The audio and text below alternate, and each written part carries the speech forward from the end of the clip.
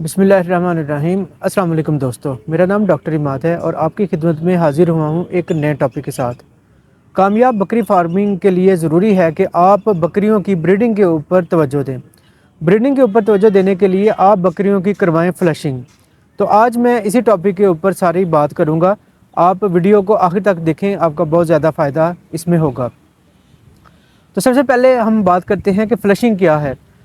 बुनियादी तौर पे फ़्लशिंग जो बकरियां हैं या भेड़ें हैं, इनकी ब्रीडिंग सीज़न शुरू होने से पहले इनकी जो न्यूट्रिशन है, इनकी जो ग़िज़ाइयत है, उसको बढ़ाना होता है। दोस्तों, फ़्लशिंग के 4 फ़ायदे हैं। सबसे पहला और बड़ा फ़ायदा इसका ये है कि ऐसी बकरियां जो कि सीज़न में एक बच्चा पैदा करती हैं, उनके ट्विनिंग की शरह बढ़ जाती है। 2 बच्चे देने की शरह जो है वो बढ़ जाती है। ये पहला फ़ायदा है। दूसरा फ़ायदा ये है कि ऐसे जानवर जो कि हीट में नहीं आते, वो प्रॉपर हीट में आना शुरू हो जाते हैं। तीसरा फ़ायदा इसका ये होता है कि जो बच्चे आते हैं वो स्ट्रॉन्ग होते हैं, यानी वो मज़बूत होते हैं और सेहतमंद बच्चे जो हैं वो पैदा होते हैं। और चौथा फ़ायदा इसका ये होता है कि जो जानवर बार बार रिपीट कर रहे होते हैं, वो हीट में आते हैं, आप उनको ब्रीड करवाते हैं, लेकिन वो प्रेग्नेंट नहीं होते, ठहरते नहीं हैं, तो उनमें ये प्रेगनेंसी की जो शरह है वो बढ़ जाती है। तो ये इसके 4 फ़ायदे हैं। दोस्तों, अब हम बात करते हैं कि हमने फ्लशिंग करवानी कैसे है। तो सबसे पहले आपने ये ब्रीडिंग सीज़न शुरू होने से पहले डिवर्मिंग करवानी है। अब डिवर्मिंग पे बहुत सारी मैं वीडियो बना चुका हूँ, तो यहाँ पे मैं आपको बताता चलूँ कि आप इसकी जो डिवर्मिंग है ब्रॉड स्पेक्ट्रम डिवर्मर से करवा सकते हैं। मिसाल के तौर पे एल्बेंडाजोल। अब एल्बेंडाजोल में बहुत सारे ब्रांड्स आते हैं, तो एक ब्रांड है जो मैं नाम बताऊंगा, एल्बेंजोल ग्रैन्यूल्स। ये आप दे सकते हैं इसको। इसकी जो डोज़ होती है वो 10 मिलीग्राम पर केजी बॉडी वेट के हिसाब से देनी है। डिटेल अगर जाना चाहते हैं तो मेरी इस पे वीडियो जो है वो मौजूद है।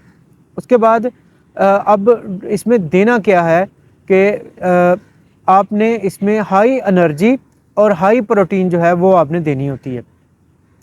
तो इसके लिए आप क्या करें कि जो दाना है वो बढ़ा दें। फ्लशिंग अगर आपने करनी है तो दाना बढ़ा दें। अब दाने में क्या करें कि आप इसमें सोयाबीन थोड़ा सा शामिल कर दें और सोयाबीन के साथ आप बाईपास फैट जो है वो शामिल कर दें दाने के अंदर। और ये आपने शुरू करना है 21 से 30 दिन पहले ब्रीडिंग के। तो ये आप जब जानवर आपका, बकरी आपकी ब्रीड कर जाए तो उसके 7 दिन बाद तक भी आप उसको दे सकते हैं। अब बात करते हैं कि किन जानवरों की करवानी है। तो ये डिपेंड करता है उसकी बॉडी कंडीशन स्कोर के ऊपर। बॉडी कंडीशन स्कोर से मुराद ये है कि 1 से लेके 5 तक। 1 जो है वो कमज़ोर होती है और 5 जो होती है वो बॉडी कंडीशन स्कोर वो होता है काफ़ी मोटा ताज़ा। तो ऐसे जानवर, ऐसी बकरियां, ऐसी भेड़ें जिनका बॉडी कंडीशन स्कोर 5 के करीब है, या आप यूँ समझ लें कि 3 से ऊपर है, तो उनके फ्लशिंग करवाने का कोई फ़ायदा नहीं है। और जो जानवर 1.5 से लेके 2.5 बॉडी कंडीशन स्कोर वाले होते हैं, उनकी आप फ्लशिंग जो है वो करवा सकते हैं। फ्लशिंग के लिए अगर आप वंडा चाहें तो वो हम इसको फार्मूलेट कर सकते हैं।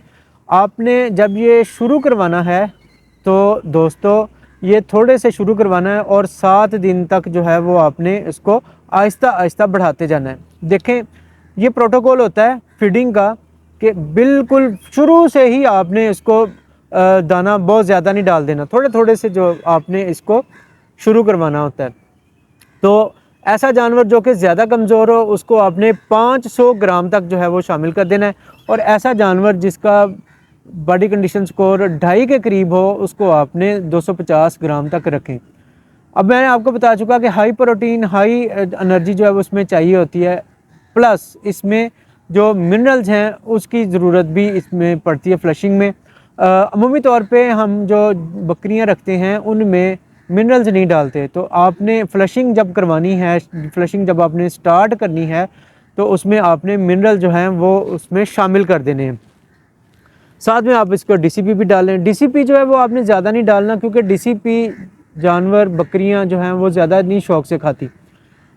तो इसको आप जो कम मिकदार में इसमें डाल सकते हैं, नमक डाल सकते हैं शुरू में, तो आखिरी महीने नमक नहीं आपने डालना, मीठा सोडा भी नहीं डालना। ये बड़ी दफ़ा मैं जो है वो बात कर चुका हूँ। दोस्तों अब बात करते हैं कि फ्लशिंग से ट्विनिंग की शरह कैसे बढ़ जाती है। तो जब आप हाई एनर्जी, हाई प्रोटीन और जो उसके ज़रूरत के मुताबिक मिनरल्स हैं वो जब आप इसमें शामिल कर देते हैं तो जो एग शेड होने की सलाहियत है वो बढ़ जाती है। तो ज़्यादा एग्स जो हैं वो शेड होते हैं और इससे जो ट्विनिंग की शरह है वो बढ़ जाती है। और ये मैंने आपको शुरू में बताया था कि मैं आपको इसका जो लॉजिक है वो आपको बताऊंगा। तो दोस्तों अपनी वीडियो को समराइज़ करते हैं। तो फ्लशिंग पे आज हमने बात की। फ्लशिंग जो है इसके 4 फ़ायदे होते हैं।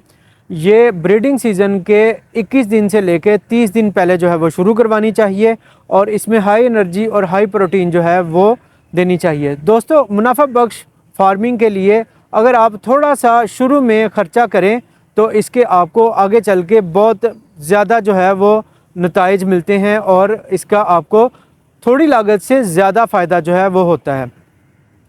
तो दोस्तों ये थी आज की मेरी वीडियो। आपको कैसी लगी ये आप कमेंट सेक्शन में ज़रूर बताएं। अगर आपको ये अच्छी लगी है तो इस वीडियो को लाइक करें, शेयर करें और मुझे दें इजाज़त। मैं मिलता हूँ आपको किसी और नई वीडियो में, तब तक के लिए अल्लाह हाफ़िज़।